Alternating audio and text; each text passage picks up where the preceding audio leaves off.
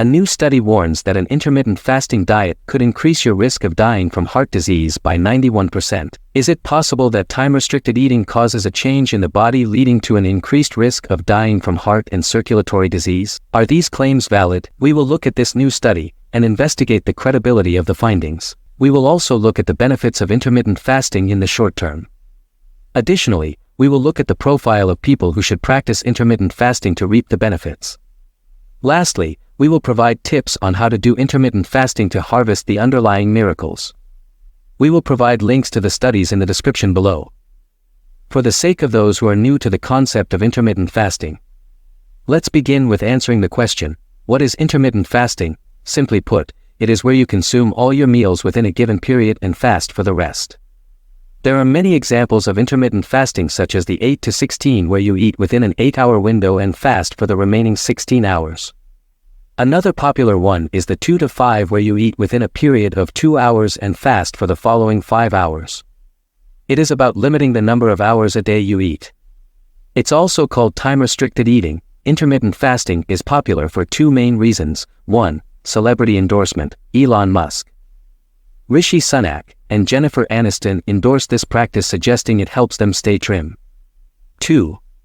Widespread supportive scientific findings on the short-term health benefits of intermittent fasting. There are many reasons why people undertake intermittent fasting: weight loss, religious consecration, body shape, etc., etc. But, would you continue doing it if I told you that you are putting your heart at risk without even knowing it? A recent study has suggested that the practice might convey hidden risks to your heart and longevity. In March this year, researchers from Shanghai Jiao Tong University in China presented early findings from a study examining the long-term effects of intermittent fasting at an American Heart Association conference.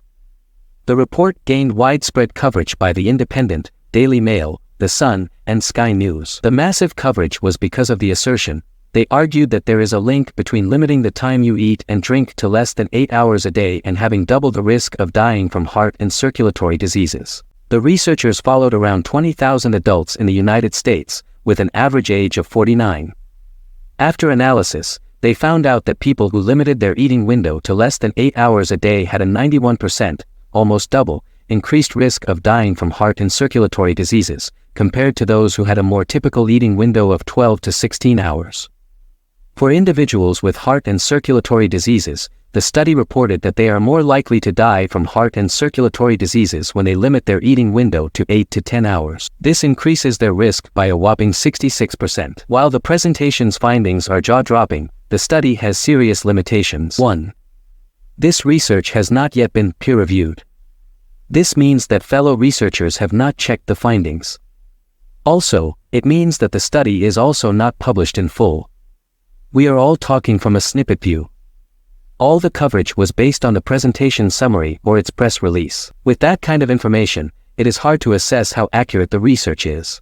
2. The participants of this research were only asked about what they ate over 2 days. During the press release or the summary, the researchers did not mention if those who reported restricting their eating to an 8-hour window or less continued this for the study period. 3. The study relied on self-reported information about diets. And we all know this can be unreliable. People can give false information about their dieting for a myriad of reasons. Some of these include social desirability bias, fear of judgment, poor understanding, and desire to influence outcomes, among many others. 4. The study was observational. This means it cannot show cause and effect. At best, such studies only show a link between two factors. However, the fact that the study has many limitations does not mean we disregard the whole thing. It is not advisable to throw away the baby with the bathwater. All that we are saying is that future researchers need to do better to ensure the generalization, credibility, and reliability of findings.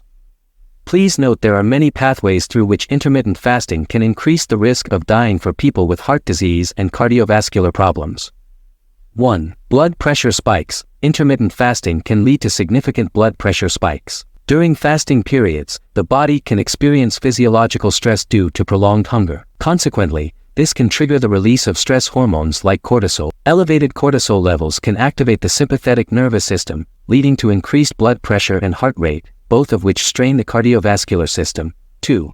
Cholesterol levels. Intermittent fasting may adversely affect cholesterol levels.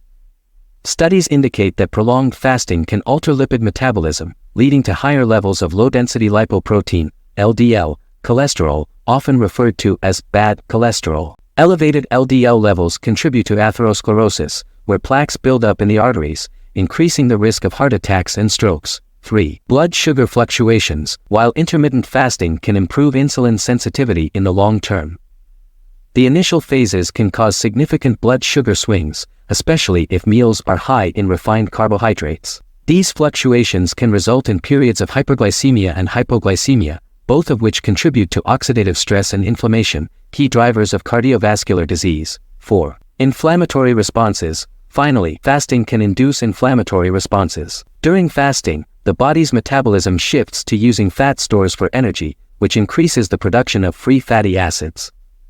These acids can be pro-inflammatory, triggering the release of cytokines that cause vascular inflammation and damage, leading to atherosclerosis and other cardiovascular issues. So, if there is a risk that intermittent fasting can send us to the grave or into ashes or into organ donation before time, what should we do?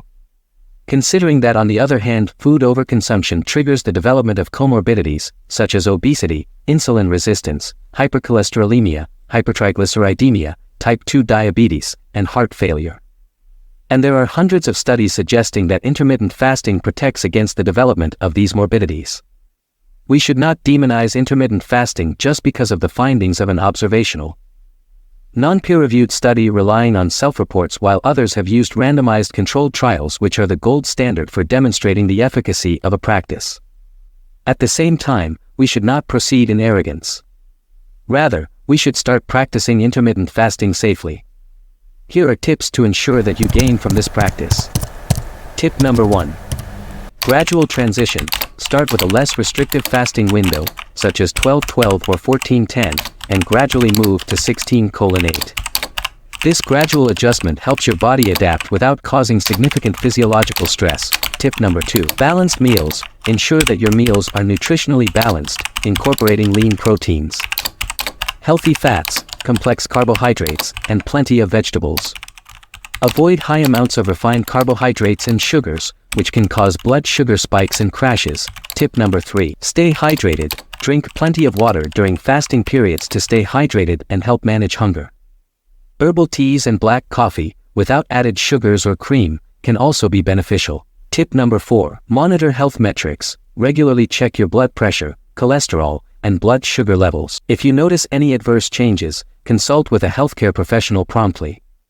Keeping track of these metrics helps you understand how your body is responding to fasting. Tip number 5. Consult your healthcare provider before starting any fasting regimen, especially if you have pre-existing health conditions such as diabetes or heart disease. Talk to a healthcare provider to ensure it's safe and appropriate for you. They can provide personalized advice and monitor your progress. If you found this video helpful, make sure to give it a thumbs up, share it with your friends, and subscribe to the Healthy Stream channel for more tips on staying healthy. Comment below with your thoughts on the 16-8 diet. We'd love to hear from you.